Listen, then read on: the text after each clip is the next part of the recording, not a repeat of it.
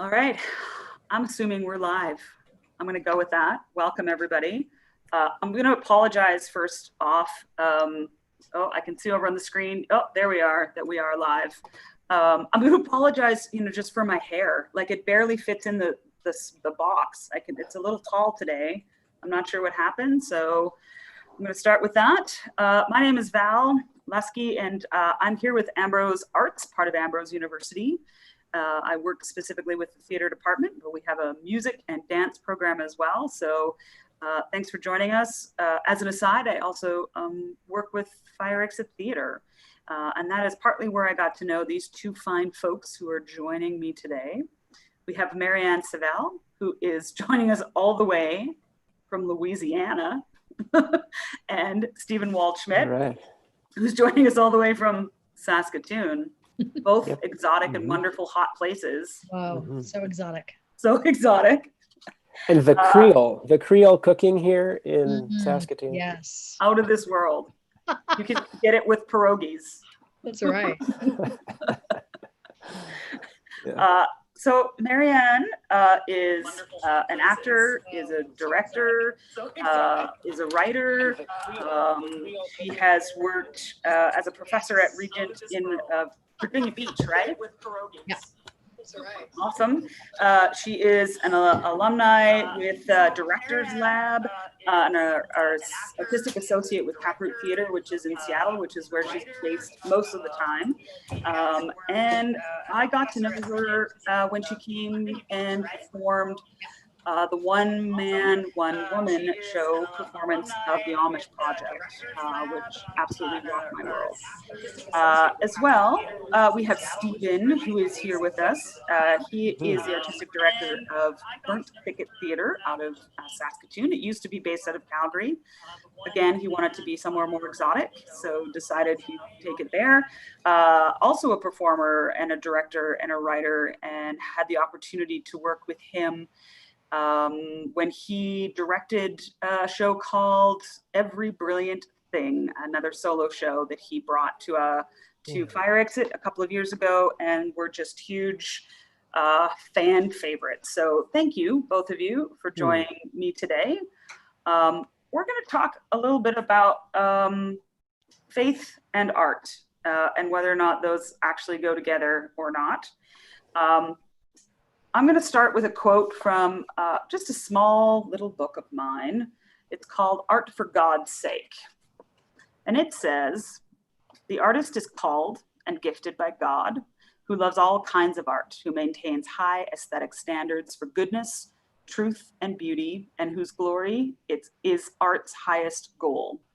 We accept these principles because they are biblical and also because they are true to God's character. What we believe about art is based on what we believe about God. Art, it is what it is because God is who he is." What's Christian art, Marianne? Thank you. What is Christian art? I have been wanting to answer this question for moments. What is Christian art? Well, there's always that kind of joke or conversation that art isn't Christian because a Christian is a human being who has put their faith in Christ.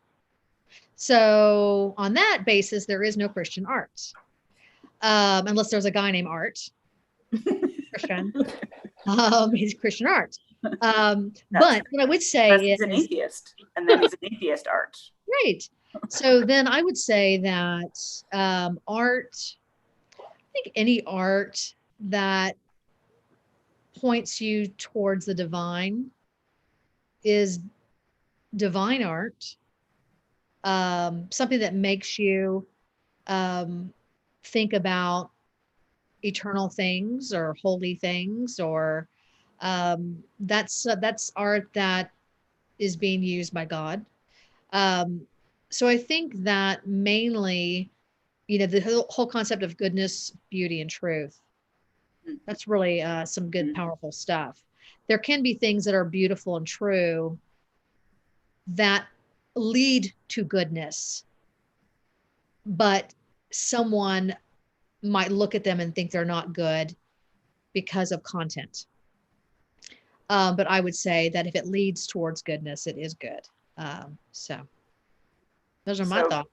can someone who does not profess a belief in Christ, can they make Christian art? That's, if by that definition of being good and truthful.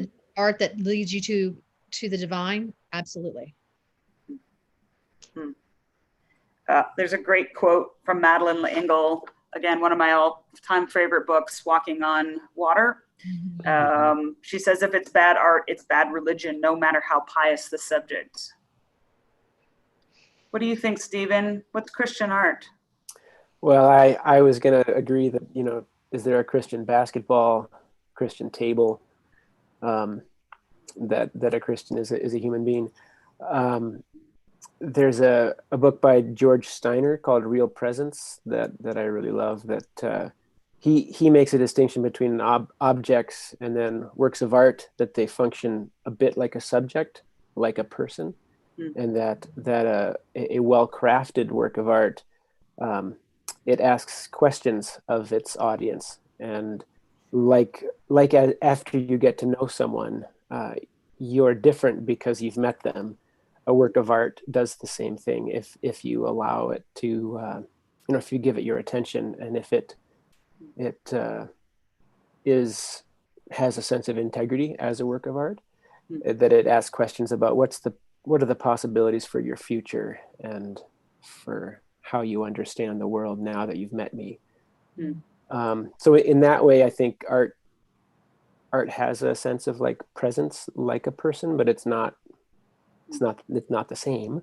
I think there's a sense that a work of art carries maybe like resonance, or like some kind of, not quite embodiment, but like the spirit of the people who created it, and that,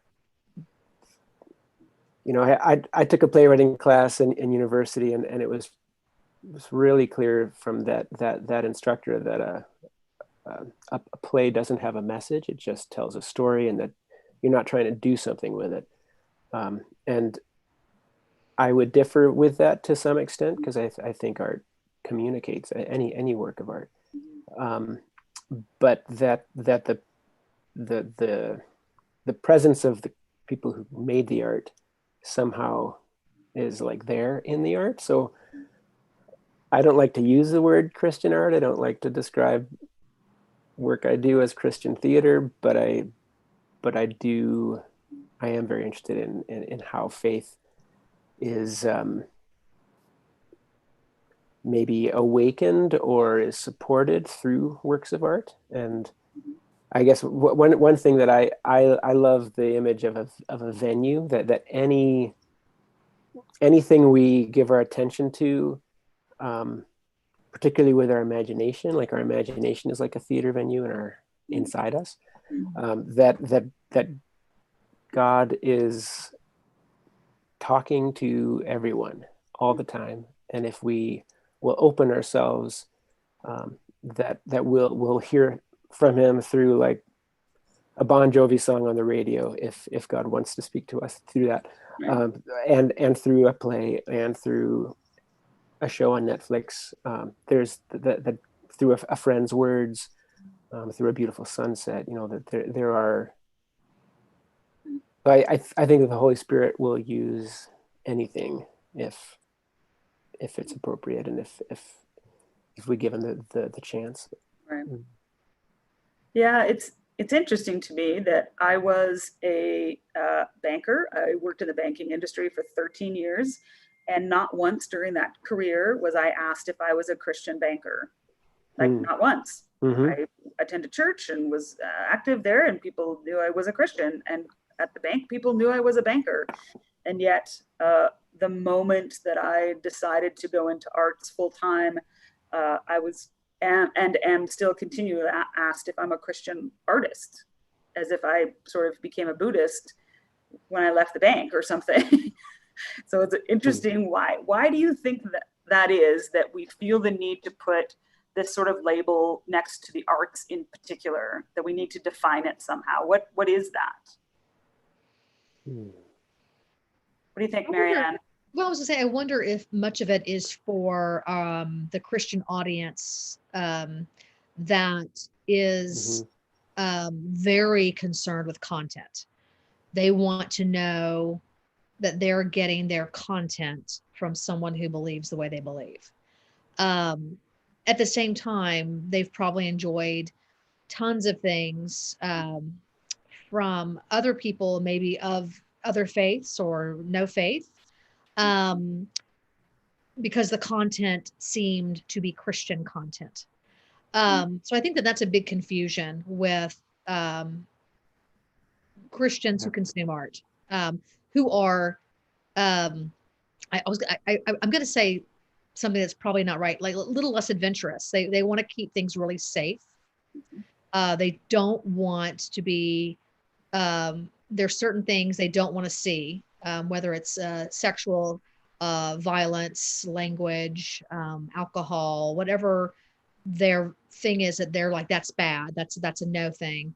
So I wonder if most of the idea of a Christian artist is for that audience rather than for a secular audience, which could involve people. I mean, I even, I hate to use the word secular, but an audience that's more broad, a broader audience. So General I'm audience. wondering, yeah, if it's more for those folks than a broader audience. What do you think, Stephen?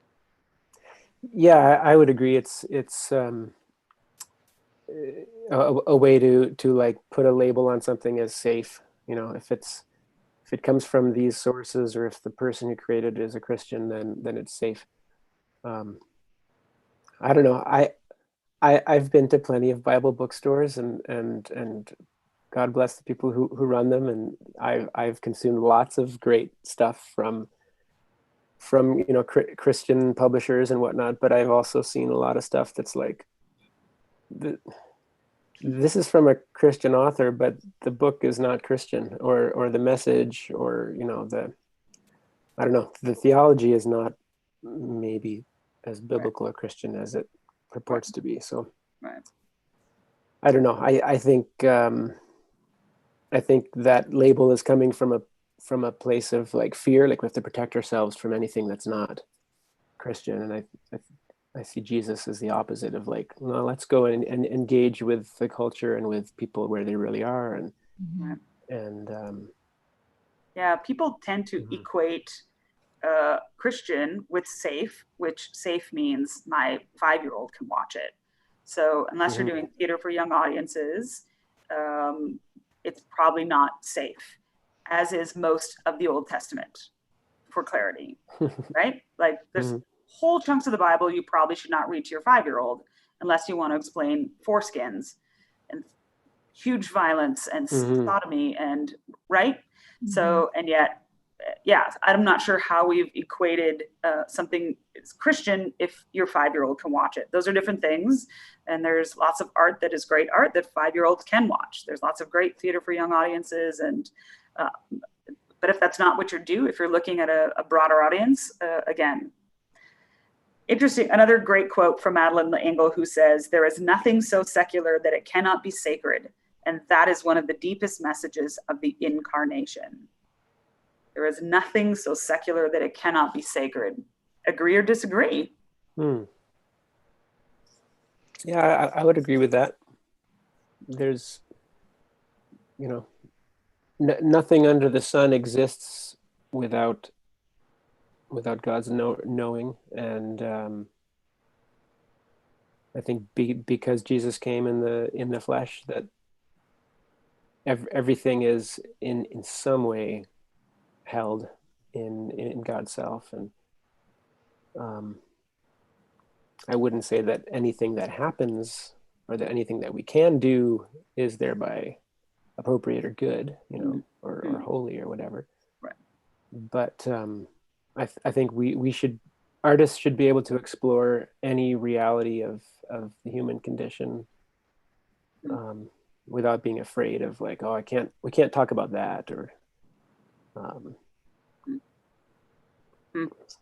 yeah. What about you, Marianne? What do you think?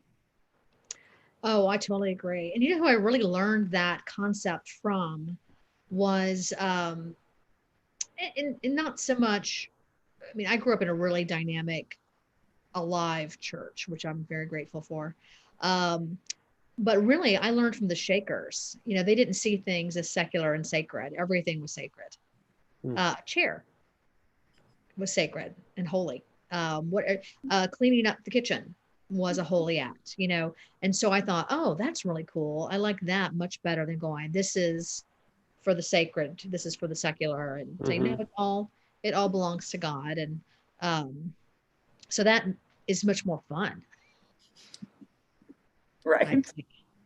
Yeah. I'm just going to hit pause for people that are watching on YouTube right now. If you have comments and questions, you can put them in the sort of chat box at the bottom, and I'll try to keep an eye on that. And we will leave some time specifically at the end for some Q&A. So just putting that out there. How does being a Christ follower impact your art? The choices you make, the stories you want to tell, maybe where you went to school, how maybe it hasn't at all, but if it has, how has it impacted your life as an artist? Marianne. Wow. I'm sure it's impacted it greatly. I went to University of Illinois in Urbana-Champaign for my MFA. And while I was there, I did a little stint at the Central School of Speech and Drama in London. And I remember when I went to grad school, this is so funny. I remember thinking, what if they asked me to take my clothes off? Didn't ask anybody the whole 3 years I was there. Maybe they just didn't, want to see anything we all had. But, it was like I was so afraid of these ridiculous things. And, one thing I try to tell young artists now that are, from a Christian household, or they're practicing their faith or whatever, is that everybody is concerned. Every artist, every actor is concerned about nudity. Doesn't matter what their faith is. It's not a Christian thing. Everybody is like, should I do that? Do I want to do that? How do I feel about doing that? So I think when they start to realize every artist is asking these questions, because every artist has a worldview. And so it's really a matter of your job. Everybody's job is to be honest about their worldview. And what's horrible is when someone's dishonest about their worldview, or they lie about their worldview. They're saying, this is my worldview. That's not their worldview. You can see by their actions, that's not their worldview. So just be honest about it. I don't care where you're at. So I feel like I really learned that. And so I'm working on a play right now because I've started writing, and it is dark. It is dark. I'm sure my mom and dad would be like, ooh. At the same time, they would get it. They would also get it. And I think about this play that I'm writing a lot, because I think, am I sinning? This is dark. I don't want to tell you what it's about because it could be offensive. And then I think, no, this is exactly what God is challenging me about personally. And so I think, no, this is something that needs to be talked about. And so I think for me, I'm just more interested in something that has truth in it. I'm really interested in that. If something is a lie, it's just a lie, I'm probably not going to be very interested in it. Yeah, I find it interesting to take off of what you said about worldview, and then going back to what Stephen said about playwriting class, where it's, a story's not about anything, don't have an agenda. Everybody has an agenda, whether they know it or not. Every artist has a worldview. If they don't, they should get one and figure out what that is. And they have one. They just don't know what it is. Right. It's going to show up in their work. It's going to show up as an artistic director. It shows up in the plays that I choose to produce as a playwright. It shows up in the stories I choose to tell. We all have an agenda, whether it's political, whether you're a feminist, whether you're a Democrat, or whatever it is that you're passionate about, that's going to show up in your work, or it should, right? But it's always interesting. It seems to always be, certainly often towards religious people, of well, yeah, what's your agenda? What are you trying, what's this like hidden message? Or it's like, no, this is my belief system. And yeah, it's going to show up in my stuff. Yeah. Again, doesn't mean that it's safe. It just means that's the stuff I'm interested in talking about. So yeah, I think it's also a lie when you say you don't have a worldview. Yeah. Just before we throw it off to Stephen, one of the reasons I say truth, I don't necessarily mean something that's Christian or in the Bible, just something that's true. Like this happened, this character made this choice, and this happens, this happens, this happens. What is the truthful outcome? Right. Let's get down to the bone, the marrow. Let's see what's really there. Let's go past something that seems flowery and covering. No, I don't want to cover. I want to uncover. I'm all about let's just dig till we get to the bottom of it. And so that's the kind of truth I'm super interested in. Right. Yeah. What about you, Stephen? Yeah, I would echo what Marianne said. When I was younger and going to theater school, I was very worried about what are they going to ask me to do and content and like, who from my church community is going to be able to see this and not be offended, and who do I invite, and eventually like kind of like worked through some of those like you said, Marianne. Everybody has questions about, well, what is a boundary for me as an artist? What do I think about body and also like my fears about what was going to be asked, what wasn't asked, Yeah. But I also learned to like, okay, really like read the whole script before I audition for something, and then ask the questions about like, what does this story, it's a little different way of saying it, but like you're saying, is this a lie or is this truth? I would ask like, does this story expose, like say it's a really dark story, does it expose what is evil, and does it offer some sense of like hope for redemption, or that there's possibility for change, or does it like glorify something that is evil and dark, and does it just end there? And so that started to help me to like to I guess guide me about, okay, what projects do I want to be involved with? Well, I want to be part of projects that are going to tell this kind of stories that I think bring hope and bring a sense of healing. Now that doesn't necessarily mean like I've produced some very dark plays that were very disturbing for people, but I felt a sense of calling. I guess that would be another thing for me as an artist, and as a follower of Jesus. I think I would hope that whatever field of work I'm doing, that I'm be seeking to integrate like God's sense of, or my sense of God's call on me, and in like a big general way, like love God, love your neighbor, but then also more specifically, like, so what in my family commitments, what's God's calling on me? Okay, with this I have a chance to be part of a show, or as an artistic director now, choosing what play am I going to produce. I really approached it in terms of a calling, and what is God calling me to produce this script? Is it right now? Maybe it's for later, but yeah. And kind of, and some part of how I discern that is like, well, what really grips my heart, and what do I feel like I can't not, I have to tell that story. Do you feel a sense of responsibility being a Christian artist? I know that sometimes, certainly someone who also runs a company who, again, I don't call the company a Christian theater company. I don't know what that is, but certainly people know that is my worldview. And so this sort of responsibility to put on certain kinds of shows or to represent well, do you feel that responsibility, or do you think that we do have a responsibility as Christian artists out in the world? Yeah, that's a good question. Yes, I do feel some level of responsibility to, I think it would be similar for anyone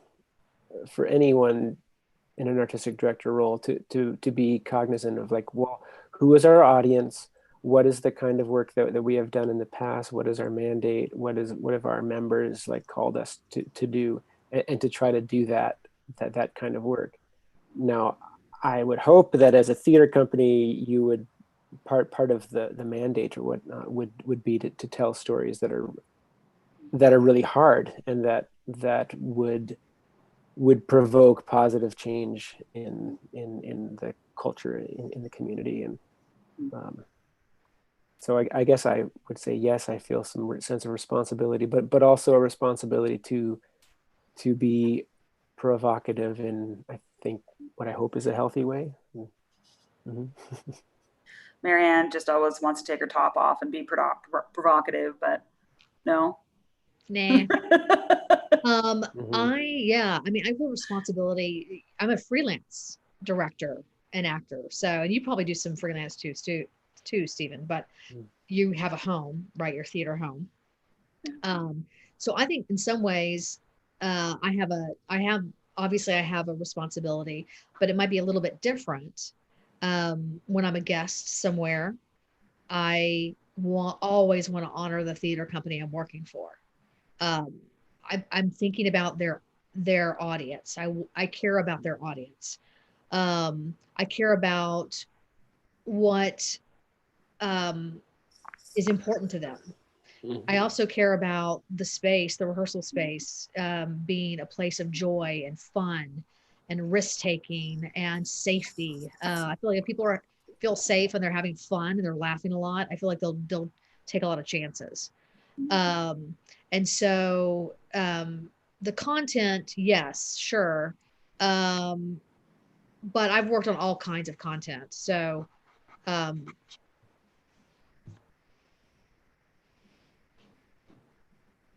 I do have a responsibility there, but that's not really where I go. My head goes first, probably more about in the room, what's happening in the room. Yeah. Mm-hmm. I don't like walking on eggshells. I don't tolerate any kind of abuse from anybody. I'm very concerned about those things. Yeah. How do you feel that being an artist has impacted your faith? If it has. Yeah, definitely. I mean, for me, because of our job is to step into other worlds, step into other minds, to take on someone else's mind, someone else's worldview, think their thoughts, do what they want to do. You can't help but our artists are more open-minded. We are more, not every artist. I mean, there's tons of artists that are closed-minded, I'm sure, but I think most artists are like curious about people, and they're curious about situations, and they're curious about what happens if these couple of things come together. And so I think that, a lot of people feel like being an artist, if you're a Christian and you go into art, particularly storytelling, probably more particular theater, they get worried about you, right? People who aren't, they get worried about you. And I think that's probably okay. But any of us can get caught up in anything in terms of our occupation. You can get caught up in greed. You can get caught up in cheating your company. You can get caught up in cheating time, or anybody can get caught up. So, but I think that some people just don't understand what it means to tell the truth on stage. They think that actors are liars. They're good at lying, when really what they're trying desperately to do is be honest. So it's a misunderstood. I think it can be misunderstood. Yeah. How about you, Stephen? How has that impacted your life as a Christian? Yeah, and I would say like one thing that's maybe more concrete for me is like how I approach scripture, and I think I've think I've come to appreciate the stories of the Bible more as stories, and as I've like learned more about how story works in the theater world, it's like it's maybe given me a little more freedom to like let the Bible be stories, and rather than like, well, let's dissect it and break it into these little principles that we can then use independent of the context and whatever. It also it's way more interesting for me to read. Yeah. I think to read anything. I think having some acting training, like I just can't help imagining, well, what did they want? Well, how would, you know, it makes a huge difference to me if when Jesus is like condemning the Pharisees or the towns that didn't, you know, were resistant to him or whatever, like is he doing that from a place of like power and aggression, or is he doing that, is he weeping as he's saying those things because he has to say what is true, and he doesn't want to see those people whatever be closed or whatever. So I don't know, I get pretty excited about like reading scripture and like reading it aloud like it's a story, you know. Yeah. I think I had another thought, but now I'm not sure where it went. Yeah, I would hope that, yeah, like Mariana said, that I'm more open and more curious. And I think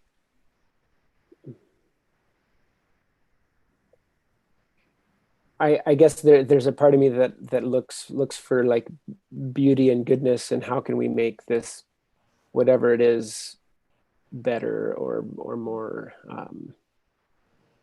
more winsome or whatever. And so then I think I tend to look at faith that way. And oh, I remember, so one of the, like, you know, early acting training, and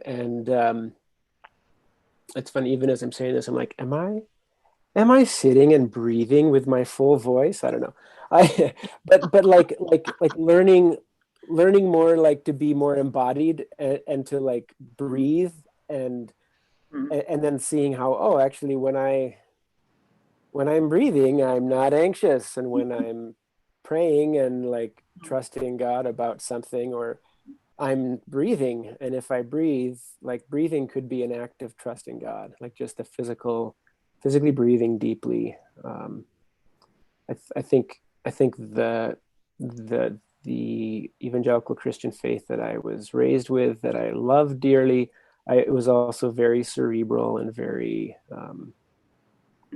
very like principles, that biblical principles you take out and then hit people with, you know, and that like I think being an artist has helped to soften and hopefully help me maybe be more gracious.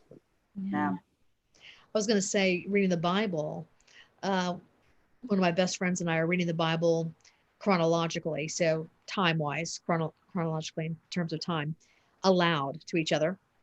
We're having so much fun. I've never laughed. I mean, we laugh so much. Like, who is this God? Who is this? I think the whole thing I'm mainly obsessed with. Who is this? What is happening? What? And we're just enjoying it so much. It's an interesting season during this pandemic to go back to scripture and go, let's read the whole Bible together out loud. Let's just see what happens. Do you have a God voice? I want to hear it. Oh no. We will do all kinds of voices though. We will just start laughing. I'm like, Lord, I hope somebody to laugh, because this is just crazy. It's completely different when you read it out loud than when you are just looking at these words on a page that have no emphasis, no, right? But yeah, there's something about the audibleness of that, and that you go, yeah, what? Yes, and we're reading the Message version. Oh, yeah. So we're having so much fun. I'm wait till we get to the New Testament. It's like, Peterson gets, it gets like hardcore. Yeah. Yeah, I'm interested in what kind of art both of you consume. I often think about some of my most sacred or spiritual experiences that I've had in a theater, in a cinema, in a concert hall. Almost none of them include Christian art, to be honest. I often talk about, there's a very, very short scene in the movie Dead Man Walking, which is just it's a hard movie to watch, right? It is graphic, and for those of you that don't know the context of, this guy who's on death row for raping and killing a young couple, and he denies it through the whole thing, but ultimately near the end he accepts responsibility, and he's visiting with a nun through the whole process. And it's based on a true story. Anyways, there's this moment where it's sort of the last visit that his mom and his brothers come to say goodbye to him before he's executed. There's very little dialogue. It's just this sort of uncomfortableness sitting in the room. I don't know what you say to someone the last time. And the mom leaves, and you see this scene of her just finally like sobbing, just breaking down on sort of the hood of her truck. And that moment made me go, the death penalty can't possibly be a good thing. Because when you kill someone, you kill the whole family. He's not the only one. You've killed his brothers and sisters, all these innocent people. And no sermon or book or lecture got me to that point than that sort of 7-minute scene in this secular movie. Or I look at movies like Crash or American History X that, punched me in the gut about racism, that are, again, really hard movies to watch. There is violence and sexuality, but it did something to me. It changed my worldview. Talk to me about some of those experiences for you, whether it's be movies or plays or short stories that were sort of life-altering, world-view-changing, sacred moments for you. Yeah, one that comes to mind for me was seeing Life is Beautiful for the first time, and this was 20 years ago or whatever. But I think I was amazed by the belly laughs during the first half of it, and then also like laughing through the horror of the laughing through the father's like way of like protecting his child from the Holocaust. And like for me it became like it kind of flipped a switch in my head where I hadn't thought a ton about being a parent. And then seeing that movie made me go, oh, okay, that's what I want to do. I want to be a dad like that guy. Another play is called Espresso by Lucia Frangione. I was going through some challenging things that in that season, and a family member was really ill with clinical depression, and somehow seeing that play, there's a moment when her character kind of attacks this like divine lover character who is Jesus embodied in a way, and just like sort of beaten on him because she's so angry with what is going on, and then that scene turns and she kisses him, and it becomes this very like surprising moment, and it somehow expressed like I guess the anger that I was feeling, and like called me to like to carry on in faith in a way that, I mean, well, yeah, that play was a profound moment for me. I remember the first time I saw it at Pacific as well. And it's one of those, like at the end, I was like, no one talk to me. I don't want anyone to talk to me. I need to just sit with this play for a few minutes because too much happened. And yeah, fantastic. What about you, Marianne? Oh gosh, well, the first thing that came to my mind was years ago, I was in Florida acting in a play, and I went to the movies to see Quantum of Solace, James Bond movie. And the opening of the film was very, very stylized, always, super action, and had a very haunting quality to it as well. And I just started bawling. I was like, why am I bawling? And I was crying because I thought I was watching this masterfully made, not deep, but masterfully made film. And all I could think of was how gracious God was that he let us do this stuff. I just thought, he is so, how nice is this guy? Who is this? Who is this guy? Letting us do this and do it masterfully.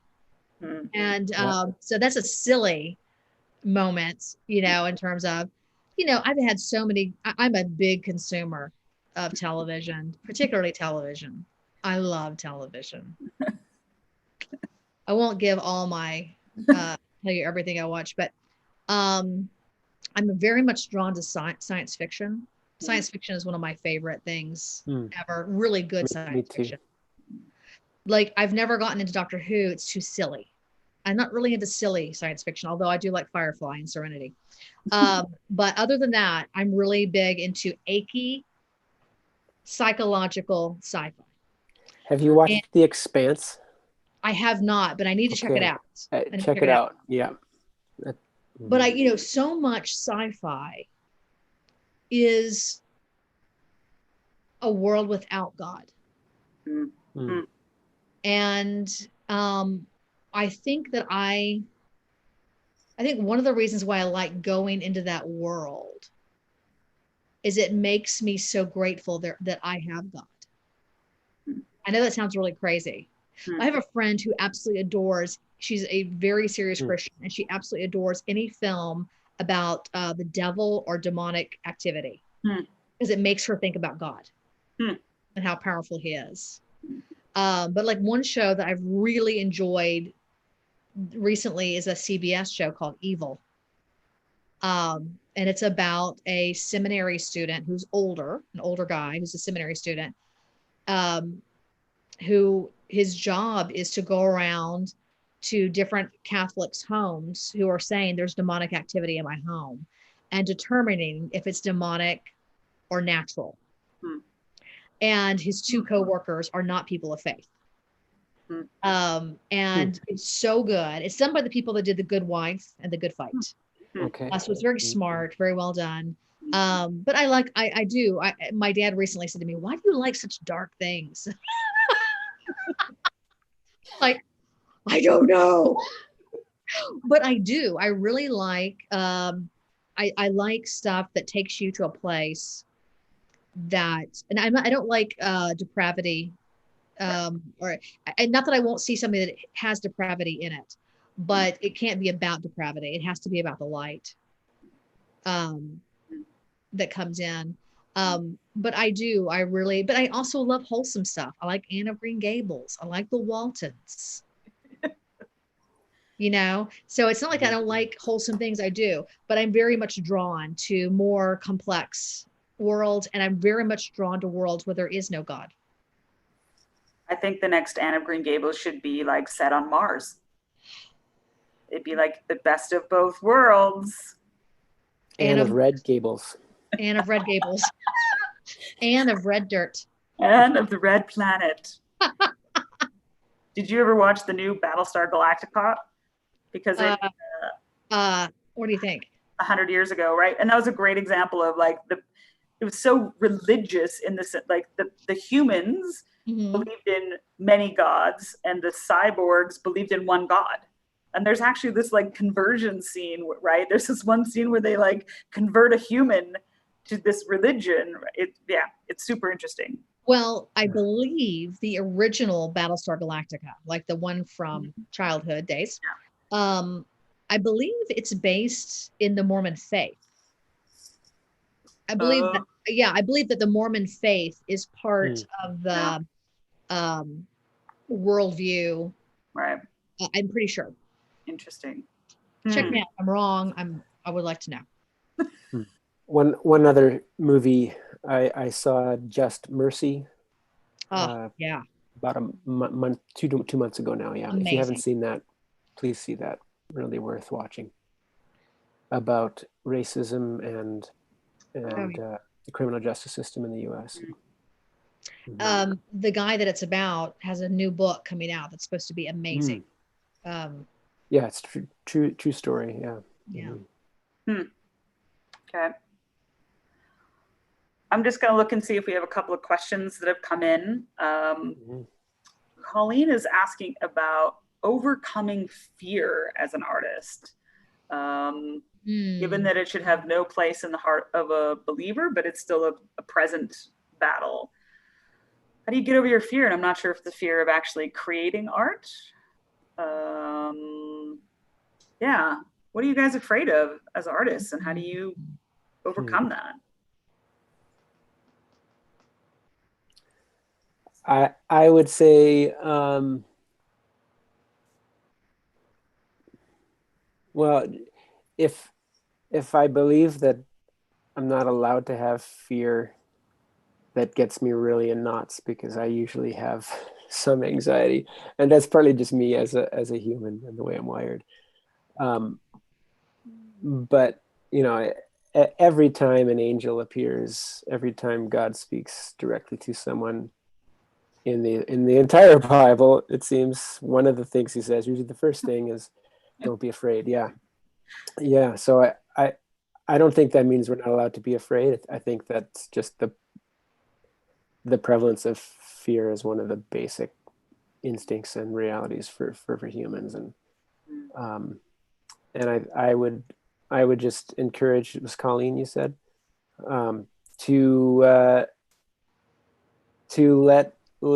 let fear and her relationship with fear or anxiety to be an ongoing process, and that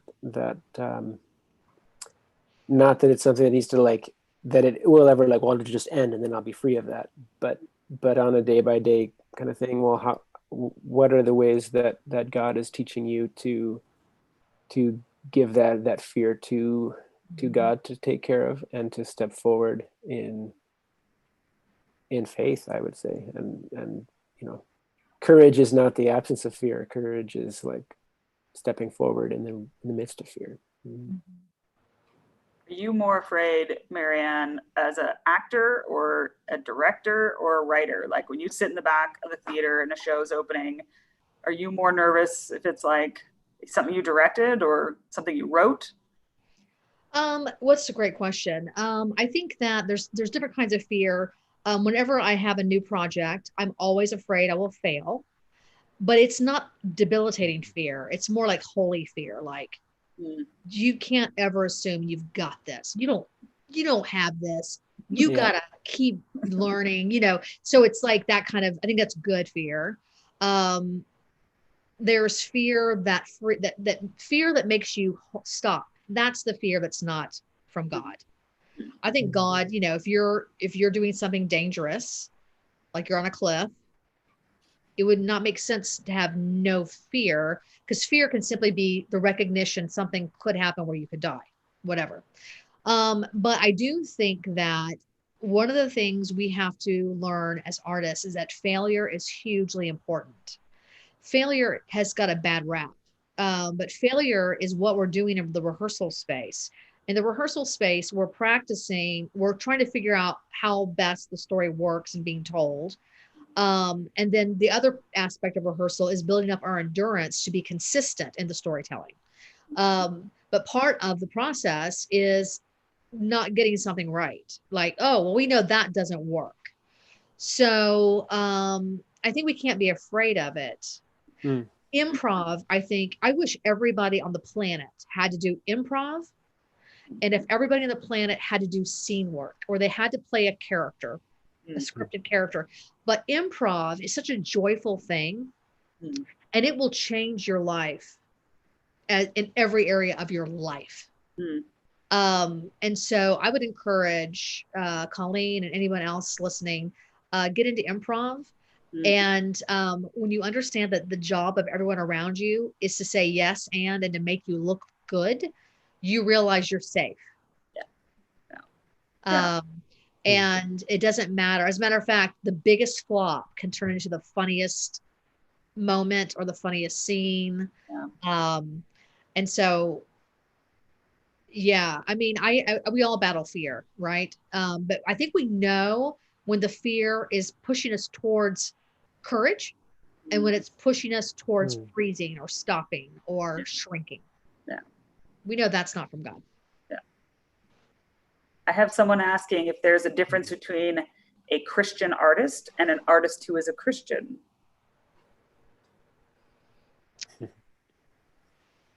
I think that there might be in terms of the way a person like who is it, the Kendrick brothers that do all these movies in Georgia? Is it Georgia? Yep. They would probably call themselves Christian artists. I don't know that. Maybe they wouldn't. I don't know what they would call themselves. But people who are like, that's their genre. Their genre is we tell Christian stories and we're going to have a Bible verse at the end and we're going to preach at the end of our story, of our little movie. And then you've got artists who are Christians. Most of those people might be people that are telling stories in collaboration with all kinds of people, not just a group of Christians only. So they're collaborating with all kinds of other artists. And so I don't know. I mean, what do you think about that, Stephen?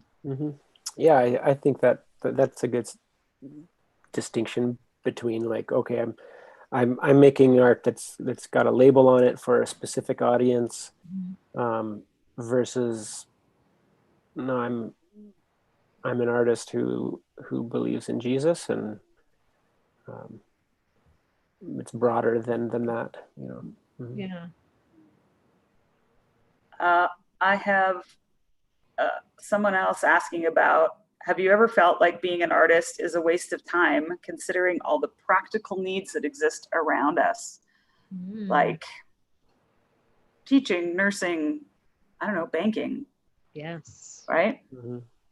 Like, so do you ever feel like, what am I doing this? I'm just telling stories. We're in a world pandemic. We're not essential anymore. Maybe we never were. Now we're even less so. We're not essential anymore, but everyone is consuming art. Like never before. Yeah. You know, I grew up with, I kind of absorbed, nobody ever said this to me out loud, but I absorbed this like, oh, vocations some are better than others. So if you can be a missionary, that's the best. If you can be a pastor, that's second best. And then next to that, there's like, well, maybe be a doctor or a teacher. You know, and I would have, like, from the youngest I would have said, no, that's not true. I don't, you know, I hate that, you know, and I think it's partly why I went into theater, like, it's like rebellion kind of, but like when I went to grad school at Regent College, I wasn't sure, like, am I going to work predominantly as an artist? Am I going to work in some sort of pastoral role? Am I going to teach? And it took me like quite a while there to be able to hear God say to me, no, I want you to be an artist, and we'll leave those other vocations maybe for another time if I give you other direction. But it was remarkable how like ingrained that was in me, this sense of like, but what is the most important? Like what's most needed? And I think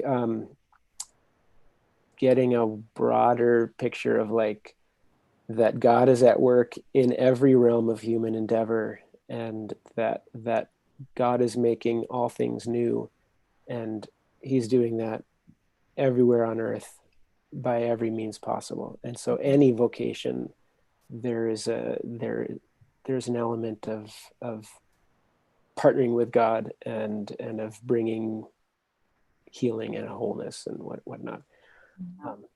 Yeah. Are you going to get a real job, Marianne? Oh gosh, I dream of working for Trader Joe's or Whole Foods and just be like, hey, what's up? Can I help you with that? Do you want to try those chips? I just love, I love going to Trader Joe's. I love going to Whole Foods. When I'm between gigs, sometimes I drive for Amazon and deliver like in my own car. Yes. So are you kidding me? I would love to not be called to do what I do. But I am. I think that there are a lot of people pursuing a career in storytelling, and that could be any kind of storytelling, who aren't called to do that. Yeah. And there are probably people out there who didn't do it, who were called. I mean, if you like acting, you can act anywhere. You can act. I mean, you can make your own movies. You can, Steven Soderbergh makes movies on iPhones sometimes. Anybody can do it. You got YouTube. You could be, on the air. So I think that all jobs are super important. I think probably the most important jobs are probably the lowest paying jobs.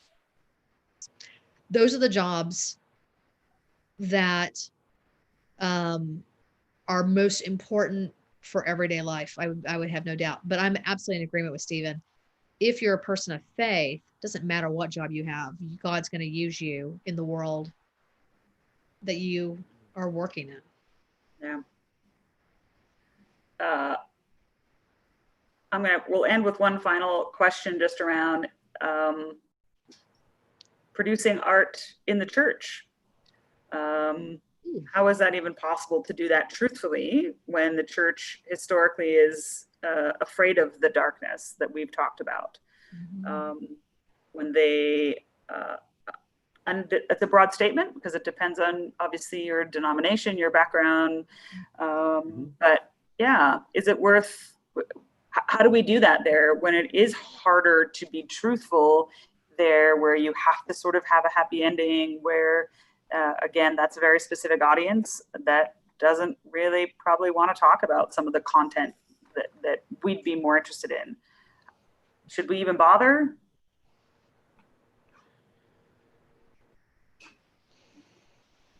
That's a no. Is that a no? Not at all. Not at all. I mean, it's so fascinating.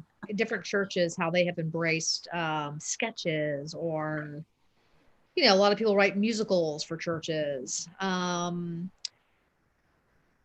It's, to me, oftentimes art in the church, whether it's music or a painting. There's people who can do paintings live during a service, or to me, those are probably closer to organizations that are purposely writing for a Christian audience. So their audience, they're trying to encourage, or I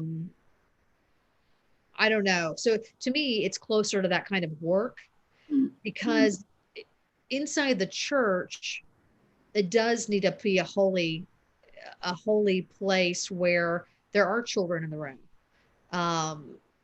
And so you can't just do whatever you want.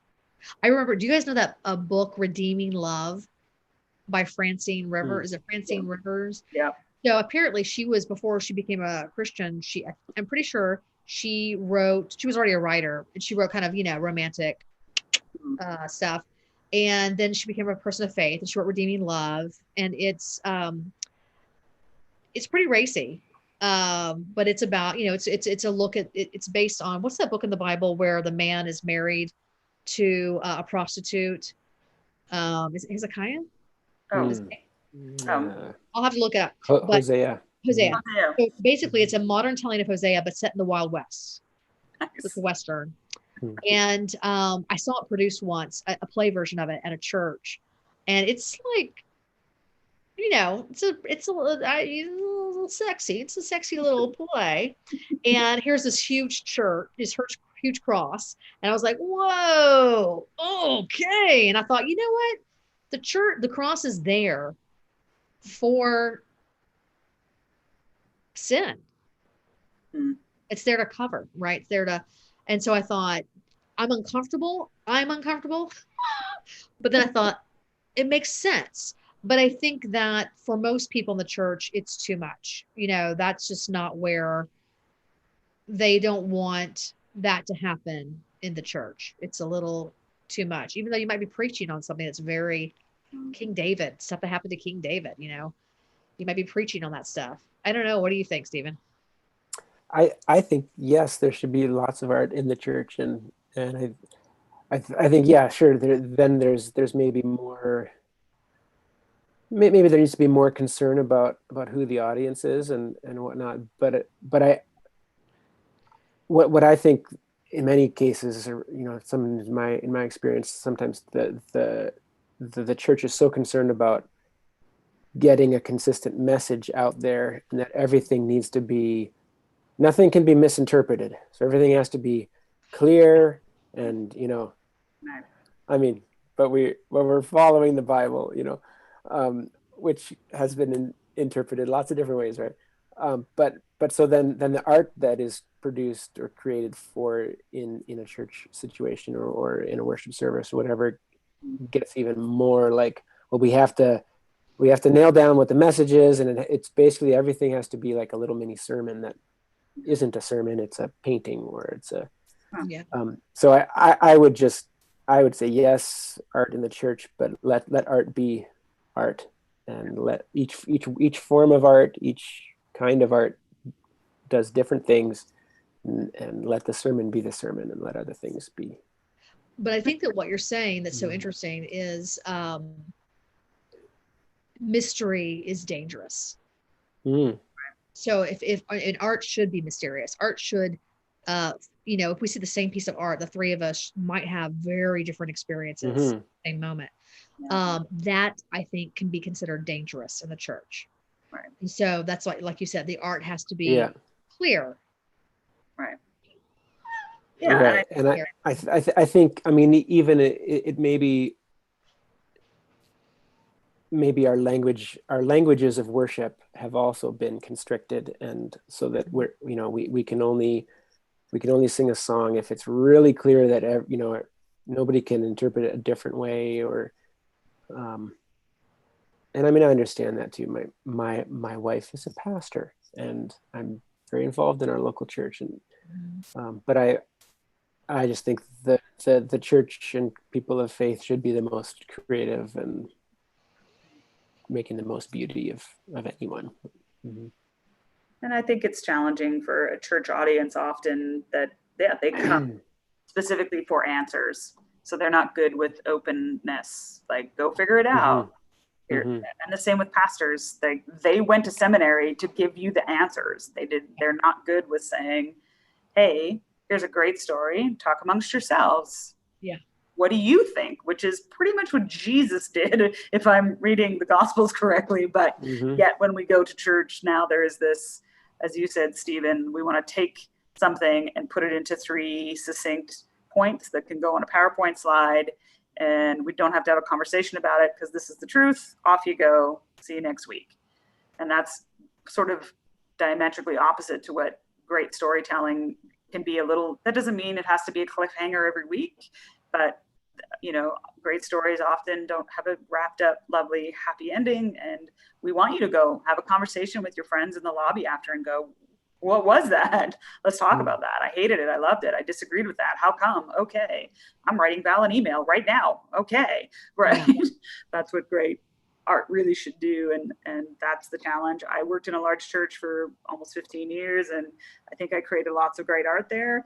But I also know that it does have a very specific mandate and a very specific audience. And there's, as the part-time drama girl, there's only so much I can do to change that. So, and I think lots of things are cyclical. I think right now everything is video. Like you said, everybody can shoot a film on their iPhone. And so live theater, certainly in the churches I've seen, is going away, because I think it's actually harder to get really great actors that can perform live and sometimes over multiple services. And so it's easier to just, shoot something on your iPhone and edit it to make it look great and sexy. And I love film too.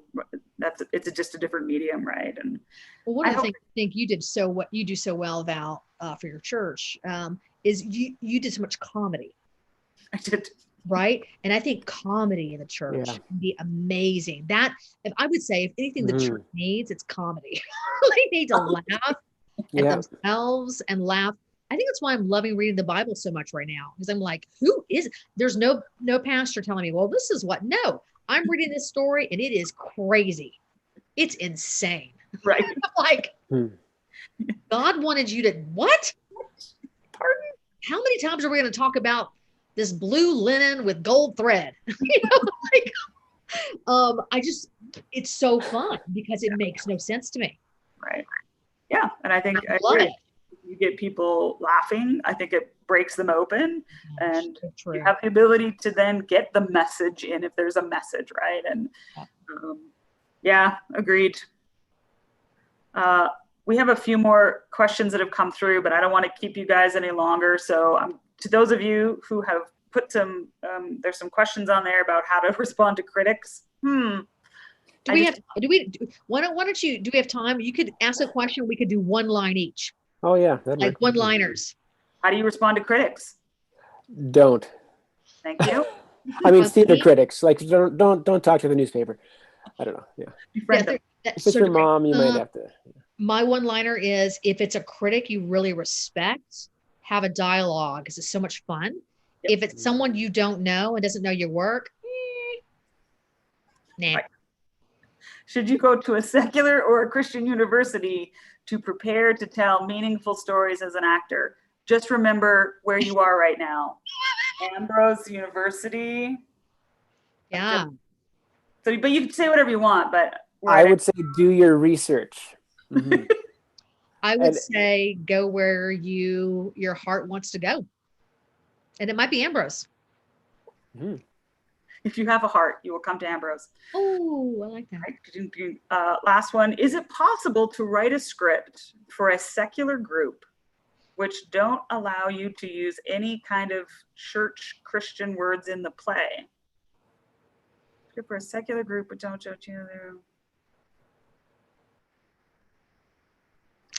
read that again. Is it possible to write a script for a secular group which don't allow you to use any kind of church or Christian words in a play? I'd say if it's a secular group, then yes. Yeah. Okay. We'll just say yeah. Yes, it is. Mm-hmm. And we're good. See, yeah. Any of you online who would love to chat with me further, please just email me directly. You'll find me at ambrose.edu/arts or vlieske@ambrose.edu. That's LIESKE. Would love to answer more questions for you. Would love to talk about the program that we do have here. We have a 2-year conservatory style program. We call it Theater Boot Camp. So it's like packing 4 years into 2. Love it. We hope to prepare you for a life in the arts. So it's performance-based, have some really amazing instructors. You'll learn everything from Shakespeare to stage combat to how to use your voice and how to breathe properly, and 2 different styles of acting technique. You get lots of opportunities to perform. So if you want opportunities like that, yes, we are going to try to meet in person in September, obviously with a few restraints around that, but hopefully you'll come check us out. I'm going to leave all of us with a final quote from my book. So the last time we met, I told people that they should buy the book Culture Making by Andy Crouch. And this week I'll tell everybody to buy the Madeleine L'Engle book, Walking on Water, Reflections on Faith and Art. And she says, the journey homewards, coming home, that's what it's all about.